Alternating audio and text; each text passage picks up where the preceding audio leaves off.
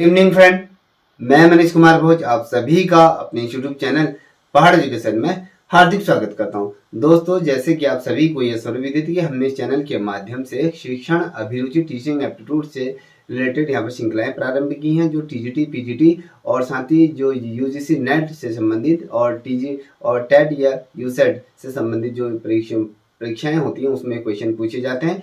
तो इसी क्रम में हमने यहाँ पर 2 श्रृंखलाएं प्रारंभ कर चुके हैं। तो आज इसी कड़ी में आज जो टॉपिक मैं लेके आया हूँ वो आपके अधिगमन लर्निंग से संबंधित ये टॉपिक रहने वाला है। तो इसके अंदर हम समझेंगे कि अधिगमन क्या होता है, इसकी प्रकृति कैसी होती है, इसका अर्थ क्या होता है, इसकी परिभाषा क्या होती है, इसका सिद्धांत क्या होता है, हम इस पर चर्चा करेंगे। देखिए, मैंने यहाँ पर लिखा है कि अधिगमन लर्निंग क्या होता है। व्यवहार में वांछित प्रगतिशीलता अपेक्षित परिवर्तन ही अधिगमन होता है। ये यहाँ पर स्पष्ट तौर पर लिखा है, जब आपके व्यवहार में कुछ ऐसे परिवर्तन होते हैं जो प्रगतिशीलता को प्रदर्शित करते हैं, साथ ही अपेक्षित परिवर्तन ही उसमें क्या करते हैं, कुछ परिवर्तन उसमें होते हैं और वही आपका अधिगमन होता है।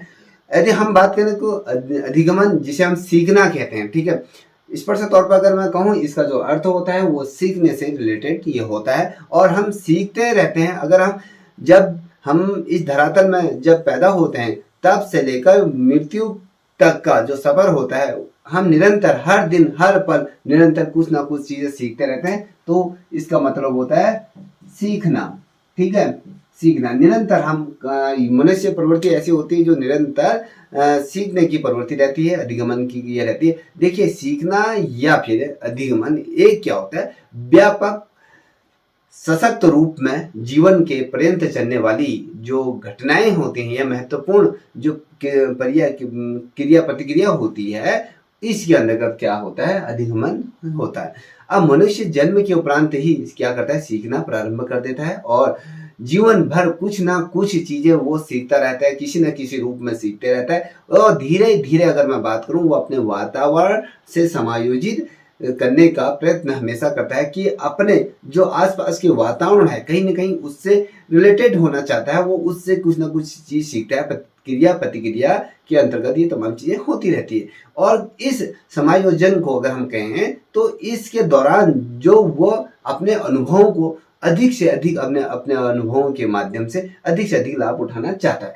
अगर हम बात करें तो अधिगमन कितने प्रकार का होता है, इसके पद क्या होते हैं, ये तमाम चीजें मैं आपको इस संबंध में बताऊंगा। उससे पहले थोड़ा सा हमें ये समझना होगा कि अधिगमन वास्तव में है क्या। देखिए, अगर हम मनोवैज्ञानिक तौर पर अगर देखें तो इसके अंदर क्या होता है, सीखना इसके अंतर्गत कहते हैं। मनोवैज्ञानिक को अगर मनोवैज्ञानिक दृष्टिकोण से अगर देखें तो इसको क्या कहते हैं, सीखना कहते हैं। जिस व्यक्ति में सीखने की जितनी अधिक शक्ति होती है उतना ही उसका जीवन क्या होता है, उसके जीवन में विकास और उस उन्नति के राह खुलते हैं। और सीखने की प्रतिक्रिया में व्यक्ति क्या करता है, अनेक ऐसी क्रियाएं और उपक्रियाएं ये करता है और साथ ही अगर सीखने की किसी भी स्थिति के प्रति वो क्या होता है, सक्रिय अपनी भूमिका निर्वाह करता है। ये होता है आपके अधिगमन क्या है, ठीक है। अगर मैं बात करूं कि इसके अंतर्गत की अधिगमन की जो प्रकृति क्या होती है, अधिगमन की प्रकृति को थोड़ा सा इसको समझना हमारे लिए भी अत्यंत आवश्यक हो जाता है।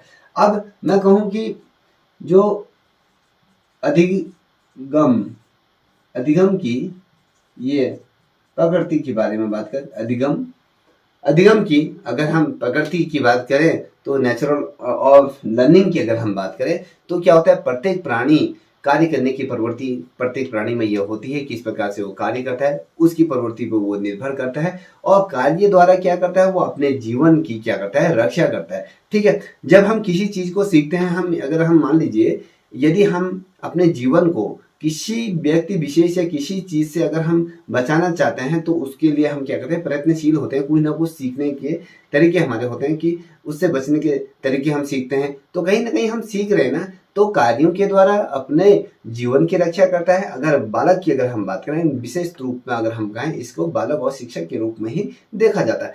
अगर बालक सहज क्रियाओं की अगर बात करें और मूल प्रवृत्तियों के अनुसार वो क्या करता है, सीखने की ये कला उसके अंदर विद्यमान होती है। और मैं बता दूं दोस्तों आपको, व्यक्ति के अनुभव, ठीक है, इस चीज को हमेशा नोट रखिए कि व्यक्ति के अनुभव के आधार पर, व्यक्ति विशेष की अगर बात करूं, कोई भी हो, तो उसके आधार पर अगर बात करें तो उसके कार्यों में जो परिवर्तन होता रहता है, तो उसके अनुभव के लाभ इस प्रकार से होते हैं कि उससे अपने जो लाभ, अनुभव के द्वारा जो लाभ उठाने की प्रतिक्रिया को सोचने और सीखने की प्रतिक्रिया के अंतर्गत अधिगम वो क्रिया करता है, उसे ही अधिगमन कहते हैं। ठीक है, इतना समझ गए होंगे। अब थोड़ा सा और विस्तार से समझते हैं। यदि मैं बात करूं कि प्रत्येक प्राणी अपने जीवन में कुछ ना कुछ चीजें क्या करता है, वो सीखता रहता है। जिस व्यक्ति में सीखने की या अधिगम की जितनी अधिक शक्ति होती है ना, वो उतना ही अधिक जीवन को क्या कर सकता है, विकसित कर सकता है और पृष्ठभूमि को वो तैयार कर सकता है अपना। और प्रत्येक बालक क्या करता है, प्रत्येक बालक के समय में अगर हम बात करें, अब या भी उसके प्रत्येक स्थान पर या कुछ ना कुछ वो क्या करता है, दैनिक क्रियाकलापों से कहीं ना कहीं वो सीखता रहता है। क्या करता है, अधिगम की वो क्रियाओं के आधार पर कुछ ना कुछ वो ग्रहण करता है। इसी आधार पर अगर हम बात करें तो एक बुटवर्थ की अगर बात करें तो बुटवर्थ क्या कहते हैं, बुटवर्थ कहते हैं कि सीखना। देखिए यहाँ पर मैं लिखा भी, बुटवर्थ के आधार पर अगर हम बात करें, सीखना विकास की प्रतिक्रिया है और पराक्रम भी इसे कहता है। देखिए अगर हम सीखना है, अगर विकास की अगर बात करें तो विकास भी निरंतर क्या करता है, नई चीजों की खोज करता रहता है और विकास के उन दायरों को, उन आयामों को प्राप्त करने की कोशिश करता है। कहीं ना कहीं हम किसी चीज को सीखने की हमारे अंदर क्या होती है, ललक रहती है, तो हम कहीं ना कहीं किसी न किसी रूप में कोई ना कोई चीज हम दिन प्रतिदिन या कहें दिन या समय अंतराल में हम कुछ न कुछ चीजें सीखते रहते हैं। अगर हम रिस्कन के अनुसार अगर कहें तो ये कहते हैं कि व्यवहार में उत्तेजक समाया की प्रतिक्रिया अधिगम है, या फिर हम कहें व्यवहार के अर्जन में उन्नति की प्रतिक्रिया ही कहते हैं अधिगम, ये कहा जाता है। अब देखिए व्यक्ति विशेष द्वारा जब उन्नति की शिखर पर यदि बढ़ता है तो बिना अधिगम के संभव नहीं होता है, वो बिना उसके उस शिखर तक नहीं पहुंच सकता है। इतना आप ये चीज को ध्यान में रखिए। देखिए अधिगमन का अगर मैं अर्थ की बात करूं, यहाँ से थोड़ा सा हम यहाँ पर चल लेते हैं। इसकी अगर हम यहाँ पर देखें ना, इसको मैं इसके अर्थ के बारे में बात करूं, थोड़ा सा इसके अर्थ को भी समझना अत्यंत आवश्यक है। आप लोगों को लग रहा होगा कि ये बहुत लेंथी हो रहा है, तो जिस बच्चे को पढ़ना है वो इसको ध्यानपूर्वक समझे। आपका कॉन्सेप्ट पहले क्लियर होना चाहिए, उसके बाद आपकी जो प्रश्नावली होती है वो तैयार होगी। यदि आपको ये वीडियो पसंद आ रही तो प्लीज इस चैनल को भी लाइक शेयर सब्सक्राइब अवश्य करें। देखिए अधिगम का अर्थ की अगर बात करें, जैसे हम कहें मीनिंग ऑफ लर्निंग की अगर बात करें, तो अधिगमन के अंतर्गत अगर हम बात करें, शिक्षा मनोविज्ञान का ये प्रमुख घटक के रूप में होता है। देखिए किसके रूप में, शिक्षा मनोविज्ञान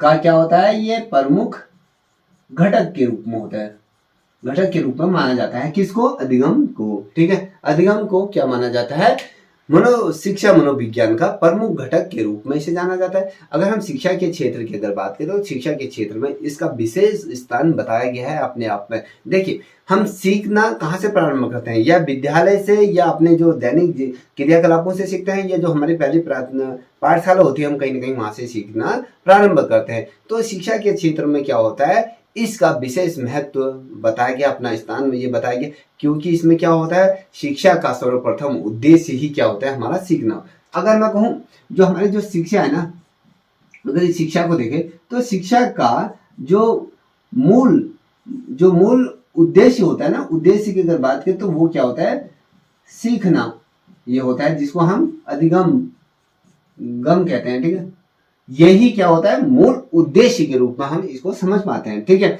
इतना आप समझ पा रहे होंगे। देखिए और आप लोग सभी लोग जानते होंगे कि मनुष्य का जीवन जन्म से लेकर मृत्यु तक क्या करता है, वो सीखता रहता है। मैंने इससे पूर्व भी बताया, चाहे वो घर हो, स्कूल हो, या फिर दफ्तर हो, या आपके आस पड़ोस, या फिर वातावरण के द्वारा क्या करता है, मनुष्य निरंतर कुछ ना कुछ चीज सीखता रहता है और अपना जो ज्ञान है, जो सर्वपाक्षिक अगर हम बात करें, जो चौमुखी विकास की बात करें, स्वर्णांगिक विकास की अगर बात करें, तो इसका विकास ये क्या करता है, आपकी लर्निंग के माध्यम से उसको प्रदान करता है या उसको सीखने की ललक उसके अंतर्गत ये हमेशा रहती है। इस चीज को हमेशा नोट करके हुए चलिएगा, क्योंकि यही चीज आपके परीक्षाओं में पूछी जाती है। अब अगर मैं इसके उदाहरण के तौर पर अगर बात करूं, किसके, अगर मैं लर्निंग के उदाहरण की बात करूं, थोड़ा सा उसको भी समझ लीजिएगा कि इस प्रकार से उदाहरण से हम इस चीज को स्पर्श कर पा रहे हैं। देखिए क्या होता है, छोटे बालक के सामने जब एक दिया जला देते हो ना, जो छोटा सा बच्चा होता है उसके सामने अगर कोई दिया या गर्म चिमटा अगर ले जाओ ना, उसके पास जो दिए की लौ होती है ना, उसको जब पकड़ने का प्रयास करता है ना बच्चा, तो इस प्रयास में क्या होता है, उसका हाथ जल जाता है। या फिर जो चिमटा होता है, अगर आपने गर्म चिमटा या गर्म रोटी अगर बच्चे के सामने रख दी, तो क्या करता है, उत्सुकतावश उसको सीखने की जो प्रवृत्ति रहती है, उत्सुकतावश वो क्या करता है, उस रोटी तक वो जाएगा। जैसे उस रोटी को क्या करता है, वो छूता है तो कहीं ना कहीं उसका हाथ जल जाता है। वो क्या करता है, हाथ को अपने पीछे खींच लेता है। जब ये क्रिया जब दोहराई जाती है तो वो कभी भी उस तक नहीं जाता है। जब कभी भी उसके सामने गरम रोटी या कहीं में, जैसे मैंने आपसे कहा कि चिमटा ले जाएं या फिर दीपक ले जाए, तो वो अपने पूर्व अनुभव, जो उसका पूर्व जो ज्ञान था ना, जो उसने जो चीज उसको अनुभव हुआ, जो चीज उसने किया, जब उसका हाथ जला, जब रोटी से उसका हाथ जला, तो उसने क्या हो गया, उसका जो पूर्व अनुभव के आधार पर जो उसने जो दिए की जो लौ पकड़ी थी, उसको पकड़ने के बाद क्या हुआ था, उसका हाथ जल गया था। अब वो क्या करेगा, हाथ आगे नहीं बढ़ाएगा, जबकि वो हाथ को क्या कर लेगा, पीछे कर लेगा या फिर उससे दूर हो जाएगा। ठीक है, इतना समझ गए होंगे क्या करता है। ये क्या होता है, बचपन से जीवन पर्यंत क्या होता है, हमें कुछ चीज सीखते हैं, सीखने से पूर्व ज्ञानों से भी हमें पता चलता है कि क्या सही है क्या गलत है। हमें कभी किसी रास्ते में जाना है, अगर हमें पता है आगे जाके ये रास्ता गलत है, तो अगर हम एक बार चले गए, तो अगर हमें उस चीज का सामना करना पड़े, तो दूसरी बार हम वो रास्ता ही क्या कर देते हैं, छोड़ देते हैं। ठीक है, और इसी विचार पर अगर मैं कहूँ, इसी विचार को अगर मैं देखूं अपने आधार पर, तो स्थिति के प्रति क्रिया करना और प्रतिक्रिया इसके अंतर्गत होती है। अगर हम, यदि मैं आप लोगों से कहूं कि इसके अगर दूसरे शब्द के अगर मैं बारे में कहूं कि दूसरा शब्द किस प्रकार से होता है, तो दूसरा शब्द होता है कि अनुभव के आधार पर बालक के स्वाभाविक व्यवहार में परिवर्तन आता है, और अधिगमन का यह सर्वोत्तम क्या होता है, सोपान में इसको गिना जाता है, यह अभिप्रेरण के अंतर्गत आता है। सर्वोच्च क्या होता है, अधिगम या सर्वोच्च उसका अभिप्रेरण इसे कहा जाता है, अभिप्रेरणा इसके अंतर्गत ये आ जाती है। तो इतना आप समझ गए होंगे कि अधिगमन होता है क्या है। ठीक है, अधिगमन तो ये चीज है, क्योंकि इसको हम इसलिए समझ रहे हैं क्योंकि विस्तार से अगर हम समझेंगे तभी हम इन चीजों को समझ पाएंगे कि क्या सही है क्या गलत। देखिए मैंने जैसे आपको कहा, अगर हम इसकी परिभाषाओं की तरफ बढ़े ना, जो ये आपके यहाँ पर लिखे हैं, अब परिभाषाओं की तरफ थोड़ा सा बढ़ लेते हैं, क्योंकि यहाँ पर भी पूछा जाता है कि बूटवर्थ के आधार पर क्या कहा गया था। सीखना विकास की प्रतिक्रिया है, ये किसके आधार पर कहा गया, कभी क्वेश्चन आ जाता है तो आपको पता होना चाहिए कि बूटवर्थ के आधार पर कहा गया। रिस्किन के आधार पर क्या क्या कहा गया, वो कहता है कि व्यवहार अर्जन या उन्नति की प्रतिक्रिया को अधिगमन कहा जाता है। ठीक है, अब गलफोर्ड के आधार पर गए, देखिए गलफोर्ड के अनुसार अगर हम बात करें, ये क्या कहते हैं, इसको भी थोड़ा सा ध्यान में सुनिएगा। ये कहते हैं कि व्यवहार के कारण, व्यवहार में परिवर्तन ही सीखना है। व्यवहार के कारण, देखिए व्यवहार के कारण, व्यवहार में क्या होता है, जो परिवर्तन होता है उससे क्या करता है, हम सीखना, हमें उसी से सीखने को मिलता है। क्या, व्यवहार के कारण, व्यवहार में परिवर्तन ही सीखना होता है या अधिगम इसको होता है। ठीक है, अब पेशी की अगर एक, देखिए एक विद्वान है पेशी, पेशी के आधार पर अगर बात करें के अनुसार ये किस प्रकार की बातों को कहते हैं, थोड़ा इसको भी सुन लीजिए, इसको भी समझ लीजिए, क्योंकि ये भी अत्यंत महत्वपूर्ण हो जाता है। देखिए ये क्या कहते हैं, ये कहते हैं अधिगमन एक अनुभव है। किस प्रकार का अनुभव है उसको ये समझिए। ये कहते हैं अधिगम एक क्या होता है, एक अनुभव है जिसके द्वारा कार्यों में परिवर्तन या समायोजन उसमें होता है, या फिर कहें व्यवहार में नवीन विधि का क्या होता है, निर्माण होता है। अगर हम सिंपल से कहें, नए ज्ञान का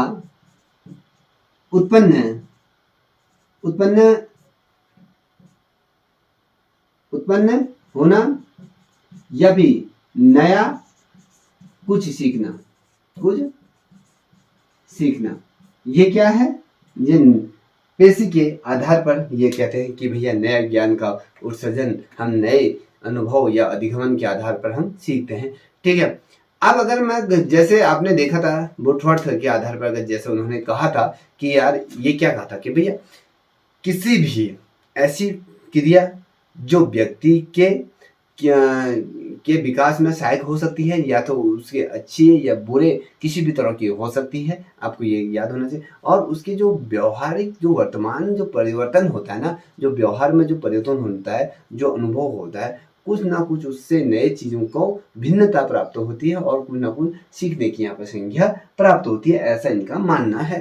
ठीक है, ये आप ना समझ होंगे क्योंकि परिभाषाएं भी बहुत ज़्यादा महत्वपूर्ण होती हैं, ये क्वेश्चन पूछा जा सकता है। ठीक है, अब मैं यदि आपसे बात करूं कि भैया जो अधिगमन का जो विकास है या उसकी परिपक्वता है वो क्या होता है, उसके अगर मैं कहूँ लर्निंग ऑफ डेवलपमेंट किस प्रकार से होता है, ये क्या होता है, अगर हम नॉर्मल तरीके से देखें तो क्या होता है, जो परिपक्वता होती है एक गौण विकास के तौर पर उसे माना जाता है, जिसका अस्तित्व क्या होता है, सीखे जाने वाली क्रियाओं के आधार पर होता है, या व्यवहार से पूर्व ज्ञान के लिए होता है, या शारीरिक क्षमता के विकास के आधार पर होता है। ये तमाम चीजें इसके अंदर होती है। अब बात करेंगे यदि हम देखें कि भैया हम किस तरफ बढ़ रहे हैं, तो उसको भी थोड़ा सा देख लीजिए। देखिए, मैंने आपसे कहा इसके अंदर देखिए कि हमने अधिगम के बारे में, तो अधिगम के पद कितने प्रकार के पद होते हैं, तो कभी क्वेश्चन पूछा जाता है, तो आपके 8 प्रकार के पद आपके अधिगम के पद ये होते हैं। पहला पद जो होता है आप देख लीजिए, आवश्यकता ही विकास की जननी होती है, ये कहा जाता है। देखिए, आवश्यकता है अभिप्रेरण या प्रेरक, ये पहला पद हो गया। अगर दूसरे पद की बात करें तो इसमें लक्ष्य होता है या उद्देश्य, आप किस लक्ष्य को प्राप्त करने थे, वो उद्देश्य क्या है आपका।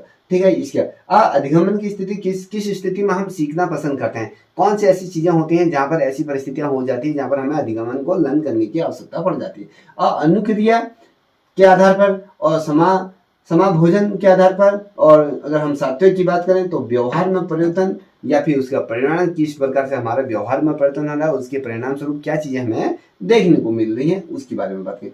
अब देखिए यहाँ पर कह रहा है कि 8वें नंबर को देखिए, स्थायीकरण। यह स्थायीकरण क्या होता है, इसको भी हम देखेंगे कि स्थायीकरण किस प्रकार से विकसित होता है, तमाम चीजें। ठीक है, अब यहाँ पर एक चीज मैं आपको बता दूं, देखिए अधिगम प्रारंभ किससे होता है, अधिगम का प्रारंभ किससे होता है, ये आपको बताना है। ठीक है, ये क्वेश्चन बनता है। तो अधिगम का जो प्रारंभ होता है वो आपकी आवश्यकता से इसकी प्रारंभ होती है। अब मैं यहाँ पर कहूँ कि भैया अधिगम की जो प्रकृति विशेषताएं होती हैं वो किस प्रकार की होती हैं, थोड़ा उसको भी समझ लीजिए। ठीक है, अब यहाँ पर मैंने जो कहा कि भैया नेचुरल लर्निंग किस प्रकार से होती है, मैंने अभी आपको विस्तारपूर्वक समझाया। देखिए, थोड़ा सा कुछ पॉइंट टू पॉइंट मैं आपको बताना चाहूंगा। इसमें क्या होता है, अधिगम निरंतर चलने वाली एक प्रतिक्रिया है। क्या है इसमें, देखिए ये क्या है, अधिगम एक निरंतर चलने वाली क्या है, प्रतिक्रिया, ये क्या होता है आपका अधिगम।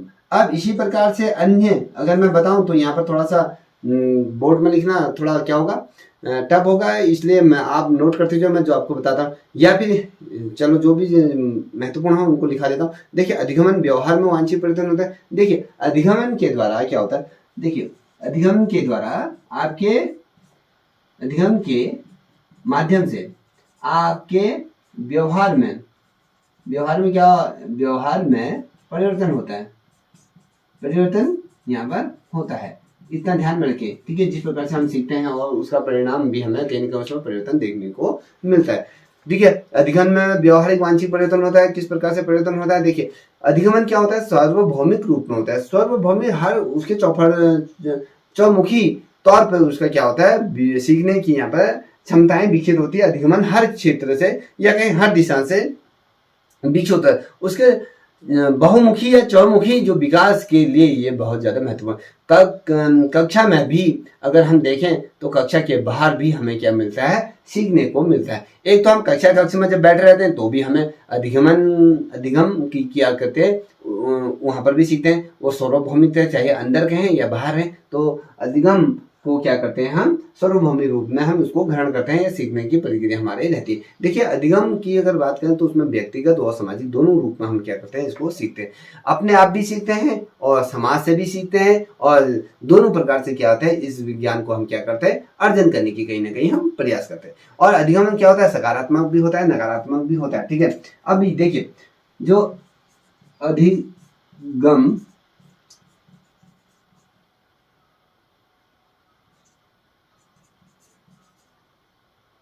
देखिए सकारात्मक प्लस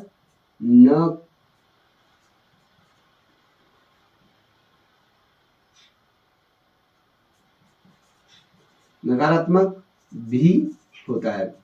ठीक है, ये सकारात्मक भी होता है, नकारात्मक भी होता है। ठीक है, इसको दोनों रूप में ये हम देखते हैं कि दोनों रूप में क्या होता है आपके, ये होता है। ठीक, अब अगर बात करें तो इसमें सीखना क्या होता है, आपके उद्दीप की अगर बात करें, ठीक है, सीखना और अनुक्रियाएं प्रतिक्रियाएं इसमें संबंधित विस्थापित करते हैं। जिसे अगर हम कहें, जैसे आपने देखा होगा S+R, ठीक है, इस चीज को आपने देखा होगा S+R यहाँ पर क्या होता है, लर्निंग।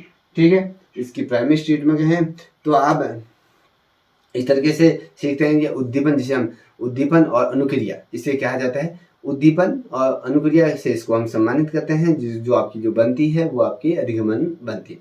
ठीक है, अधिगमन एक क्या होता है, यहाँ पर लिखा है मैंने, अधिगमन एक समाभोजन ये होता है जिसमें अनुकूल और प्रतिकूल यहाँ पर होता है। अधिगमन एक प्रतिक्रिया सक्रिय प्रतिक्रिया के अंतर्गत आता है। अधिगमन ज्ञानात्मक होता है, भावात्मक होता है और क्रियात्मक होता है, विवेकपूर्णात्मक होता है, क्रियाशीलता से होता है। और सीखना एक समस्या समाधान की प्रतिक्रिया है जिसमें हम क्या करते हैं, लर्निंग करते हैं या सीखने की इसमें क्या करते हैं, जद्दोजहद करते हैं। देखना, सीखना आवश्यकताओं की पूर्ति करती है। देखिए हमेशा देखना, जो अधिगम होता है वो क्या करते हैं, सीखना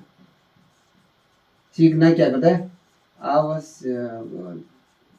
आवश्यकताओं की हमेशा क्या करती है, आवश्यकताओं की पूर्ति करती है। यदि जब आपको ज्ञान है तब जाके आप उस ज्ञान से अपने आवश्यकताओं की क्या कर सकते हैं, पूर्ति, और अपने उन्नति के राह में भी हुआ आप क्या कर सकते हैं, निरंतर बढ़ सकते हैं। यही क्या होता है, इसकी विधाएं होती। देखिए अधिगमन क्या होता है, विवेकपूर्ण, और अगर मैं कहूँ जो ये दृष्टिकोण की प्रतिक्रिया के आधार पर भी ये संपन्न होता है। और तो अधिगमन के अनुभवों के आधार पर कहता है ये संगठित भी होते हैं।